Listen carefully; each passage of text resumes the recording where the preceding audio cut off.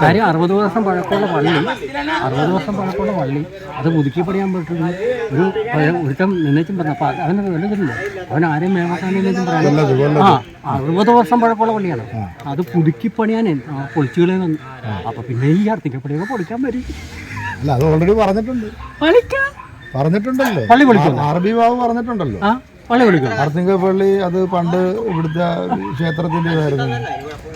പള്ളി പൊളിക്കുന്നു.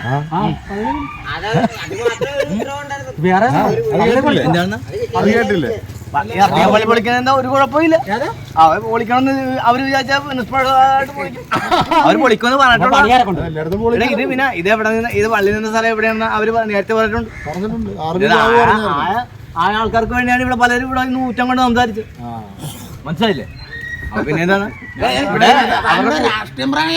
രാഷ്ട്രീയമല്ല പറയണേ, ഞങ്ങൾക്ക് ആരെയാ പറയണ? ഊറ്റംകൊള്ളു നിങ്ങൾ ഉണ്ടായിക്കോട്ടെ. ബിജെപിക്കാരുണ്ടായിട്ട് എന്താണ് താനിപ്പോ കേന്ദ്രത്തിൽ നിന്ന് എല്ലാം കിട്ടണത്? ആർക്ക് ഞങ്ങൾക്കല്ല, നിങ്ങളെന്തിനോ? ഞങ്ങൾക്ക് റേഷൻ മറ്റേ എല്ലാം കിട്ടുന്നുണ്ട്. കേന്ദ്രത്തിൽ ഞങ്ങൾക്കൊരു അതിനപ്പുറത്തൊരു നാട്ടിനെ കിട്ടുന്ന നിങ്ങൾക്ക് ഇപ്പൊ ചത്തു പോകാനത്. ചാകാൻ പോണു. ഇനി ചാകാൻ വേണ്ടി പോണത് താനിപ്പോ എന്റെ വീട്ടിൽ കയറി എന്തെങ്കിലുമൊക്കെ ചെയ്യും. ആരാധിക്കാൻ പള്ളിയിൽ പോകാനൊക്കെ അല്ല.